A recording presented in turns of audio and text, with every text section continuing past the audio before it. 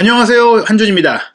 2022-2023 시즌 프리미어리그 매 라운드 정말 충격적인 결과가 속출하고 있습니다. 3라운드 일정에는 첼시가 리즈 유나이티드와 원정 경기에서 3대0 완패를 당했는데요.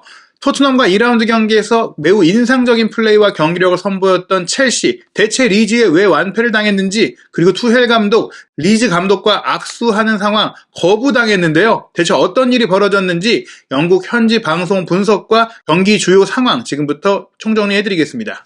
2022-2023 시즌 프리미어리그 3라운드 리즈 유나이티드가 안방 엘런드 로드에서 첼시에 3대0으로 이겼는데요. 이번 경기 리즈가 무려 20년 만에 첼시를 이겼고 또 3대0 대승을 거뒀습니다. 경기 막판에는 첼시가 올여름 영입한 수비수 칼리드 쿨리발리가 퇴장당하면서 최근 5년간 유럽 5대 리그 최다 퇴장 선수라는 불명예까지 안게 됐는데요. 이번 경기 패배를 통해서 첼시는 3라운드까지 1승 1무 1패, 승점 4점을 얻는데 그쳐 12위까지 떨어졌습니다. 골득실차와 다득점까지 포함했을 때 승점 4점인 팀 중에서도 가장 순위가 떨어지면서 12위로 내려앉은 것이고요. 리즈 유나이티드는 개막전 울버햄튼전 깜짝 승리를 시작으로 2승 1무라는 좋은 성적을 거두면서 승점 4점인데 다득점과 골득실차에서 토트넘과 동률이에요. 그래서 토트넘과 공동 3위까지 올라온 상황입니다.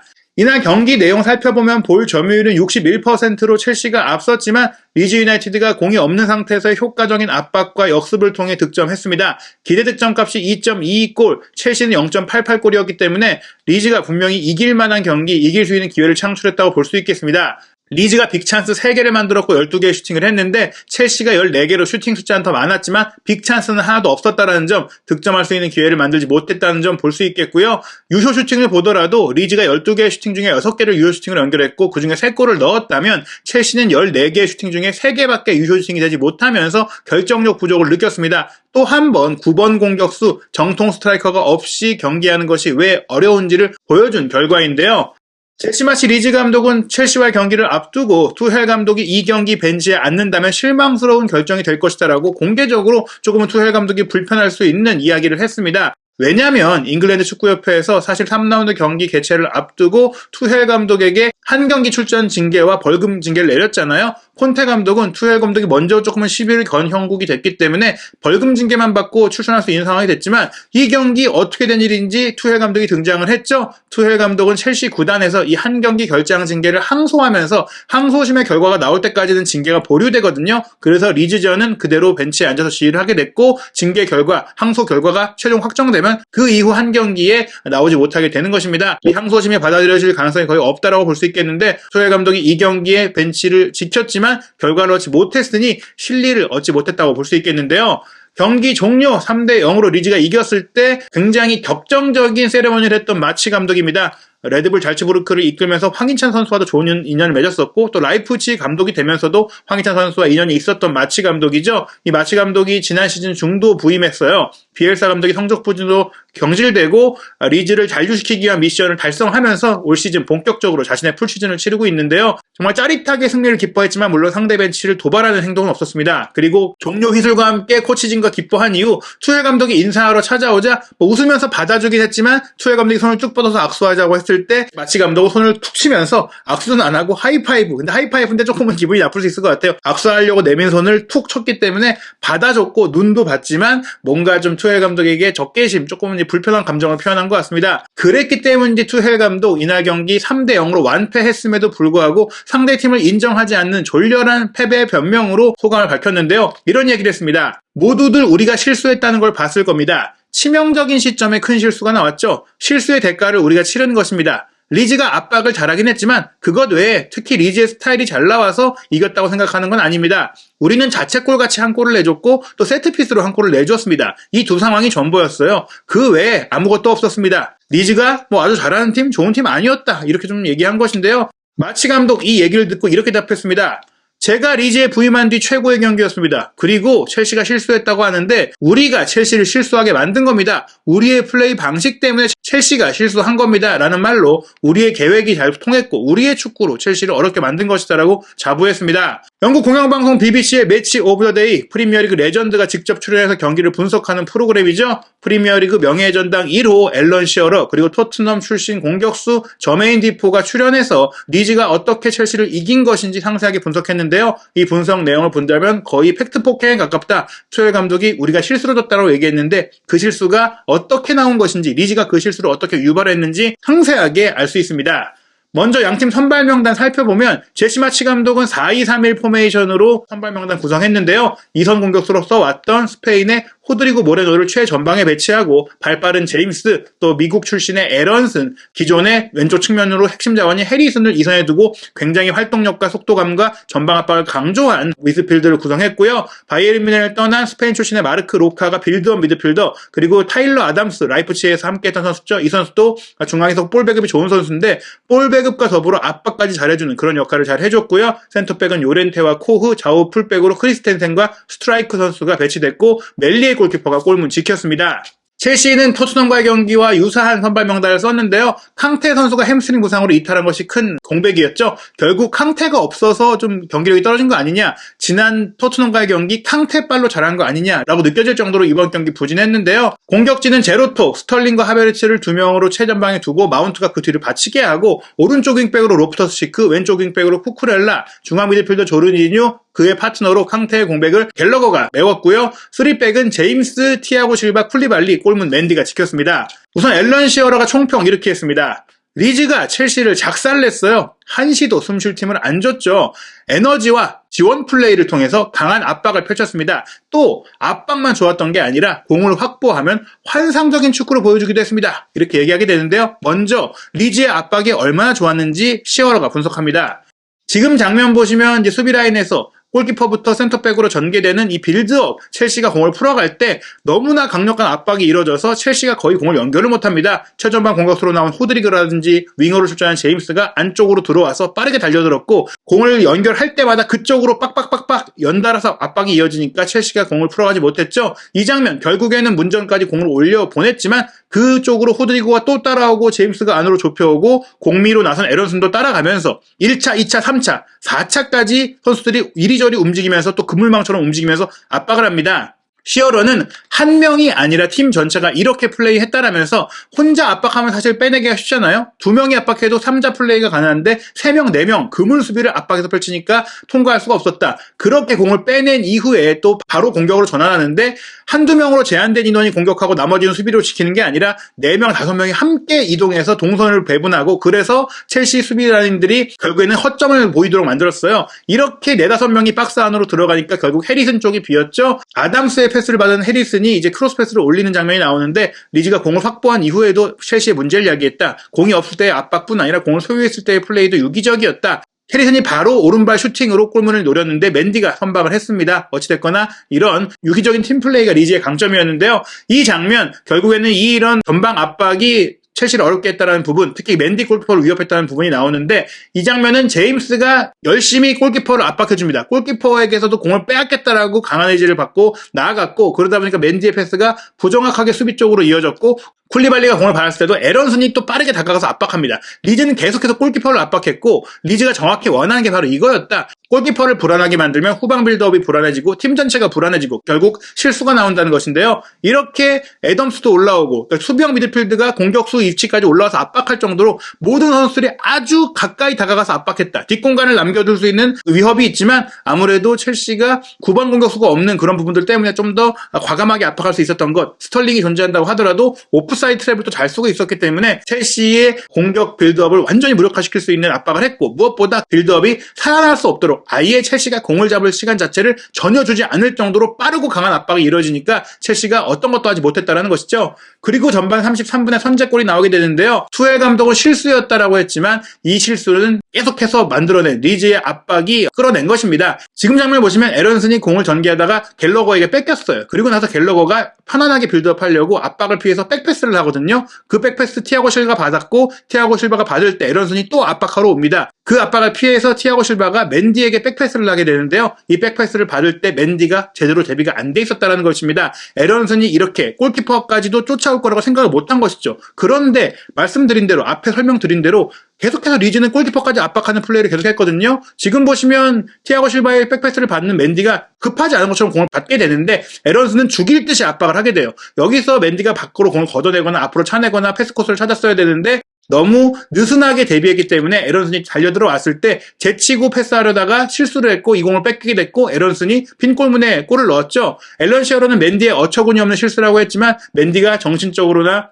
여러 가지 전술적인 상황에 대해서 대비가 안 돼 있던 것이다. 이게 처음 나온 장면이 아니라 계속해서 자신이 압박을 당했음에도 불구하고 대비하지 못한 것, 분명한 문제였다는 것입니다. 앨런 시어러는 실수도 실수지만 에런슨이 경기 내내 대단한 에너지로 압박에 선봉해서 활약했다고 설명을 하게 되는데요. 지금 보시면 리즈가 굉장히 높은 곳에서 6명의 선수를 배치해서 압박하는 걸 볼 수 있습니다. 전방 압박의 밀도와 숫자가 이렇게 많은 것은 흔히 보기 어려운 상황인데요. 지금 상황이 왜 의미 있느냐? 앨런 시어러가 짚은 대로 3대0으로 앞서고 있는데 이렇게 크게 이기고 있음에도 불구하고 미칠 듯한 전방 압박을 계속하는 것이고 3대0인데도 리즈 선수들의 태도가 바뀌지 않았다는 것입니다. 세 번째 골, 네 번째 골을 계속해서 원하면서 첼시를 괴롭혔다는 것이죠. 후반전에 교체로 들어왔던 클리흐조차도 에런슨이 빠져나간 이후 그 전방 지역에서의 압박을 이어받게 되는데요.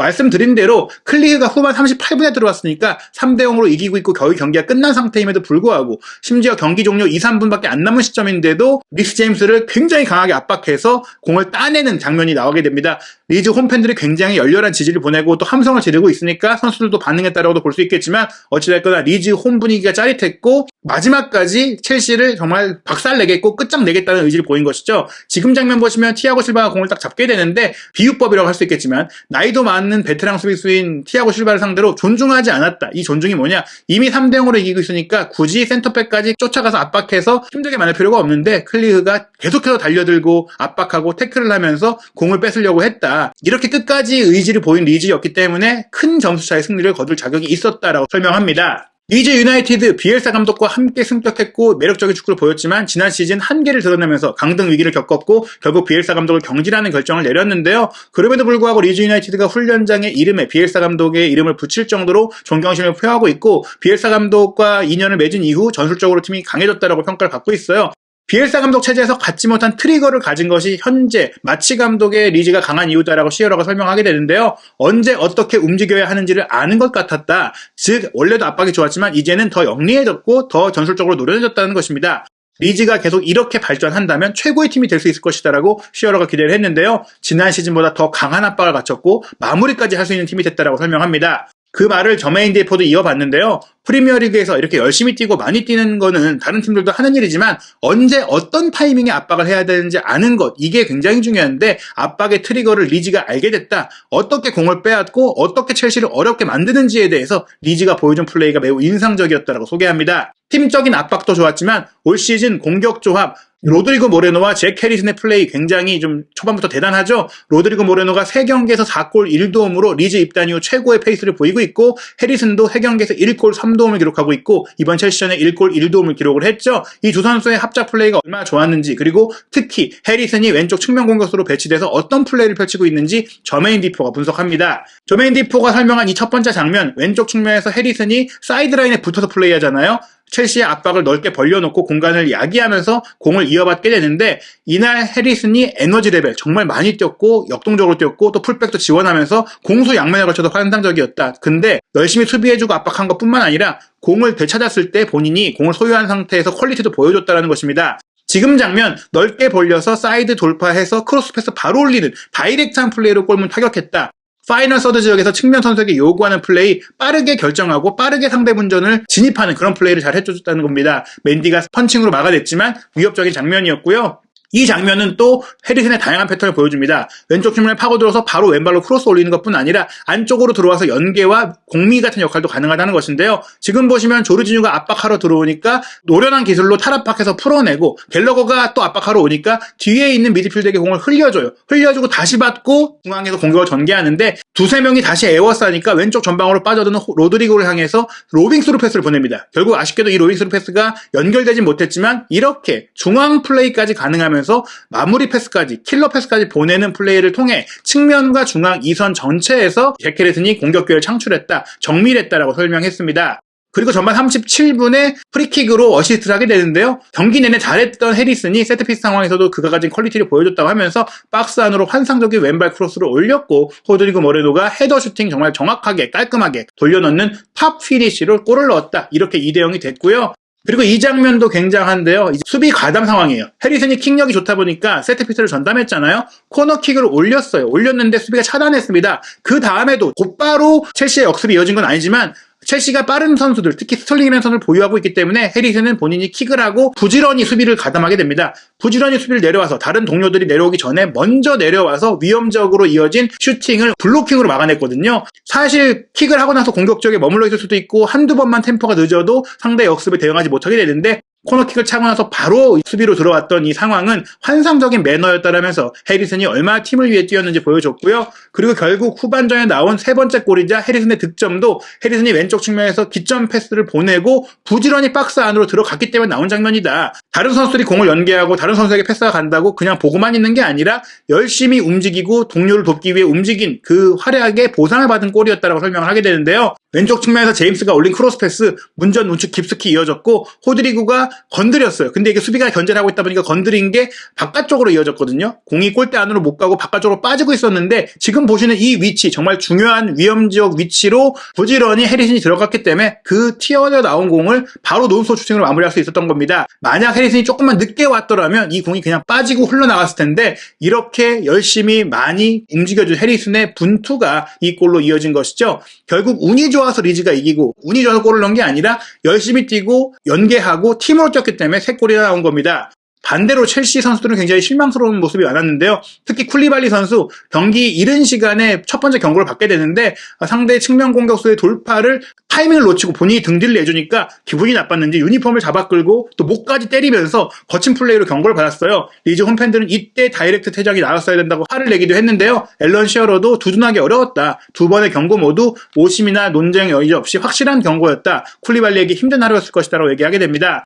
경기 전개 상황, 특히 이제 후반전 상황에서도 이미 한 번 경고를 받은 상태였음에도 불구하고, 주심이 근거리에 있음에도 불구하고 또 한 번 상대의 공격을 달려드는 수비를 하는 과정 속에 빠뜨리니까 거친 태클로 이제 넘어뜨리면서 구두주의를 받았거든요. 이렇게 거친 플레이 또 하면 또 경고고 그 다음엔 퇴장이다. 주의를 받았음에도 불구하고 3대0으로 이미 또 크게 지고 있는 상황에서 뒷공간을 내주고 말았고, 뒷공간을 내주자 주심이 또 따라오면서 보고 있는데 뒤에서 선수를 가격하면서 넘어뜨렸어요. 결국 두 번째 경고를 받고 퇴장당했는데, 이 장면들을 보면서 앨런 시어러는 17살이나 20살밖에 안 되는 어린 선수 같은 행동을 보였다. 과연 베테랑 선수가 맞느냐라고 이제 의아하게 정말 지적을 할 정도로 쿨리발리가 실망스러운 플레이로 퇴장을 당했습니다. 첼시가 토트넘과의 경기는 좋았지만 결국에는 3경기 1승 1무 1패, 특히 리즈와의 경기에서는 내용과 결과모두 최악이었는데요. 다음 4라운드 경기는 마찬가지로 올 시즌 부진한 모습을 보이고 있는 레스터시티를 상대로 홈에서 경기하기 때문에 만회를 해야 하는 상황입니다. 8월 27일 토요일 밤 11시에 첼시와 레스터시티의 경기 열리는데요. 첼시가 당분간은 부진한 팀들을 만나요. 8월 31일에는 사우스햄튼과 경기하고 웨스트햄, 풀럼 등 좀 이길 수 있는 팀들을 연이어 상대하게 되는데, 9월 19일에 이제 리버풀과 빅매치가 있거든요. 이때까지 기운을 차리지 못한다면 지금 아스널과 토트넘의 기세가 좋기 때문에 4위 안에 첼시가 들기 어렵다라는 지적, 현실이 될 수도 있습니다. 돌풍의 팀으로 우뚝 선 리즈 유나이티드는 8월 25일 목요일 새벽 3시 45분에 반슬리와 카라바오컵 2라운드 경기를 치르고요. 아마 이 경기는 꽤 많은 로테이션이 진행되고, 8월 27일 토요일 밤 11시 또 다른 돌풍의 팀 브라이튼과 프리미어리그 4라운드에 총력을 다할 것 같습니다. 8월 31일에는 에버튼, 9월 3일에는 브렌트포드 등 조직력이 좋은 팀들과 경기를 하게 되는데요. 리즈의 가장 큰 경기는 9월 18일 맨체스터 유나이티드와 라이벌전입니다. 맨유가 부진한 상태인데 선수 영입을 계속해서 하고 있죠. 리즈가 맨유를 상대로 자존심을 세울 수 있는 결과를 얻을지도 궁금해집니다. 한준TV와 함께 2022-2023 시즌 프리미어리그 레전드들의 분석, 많은 관심 부탁드립니다.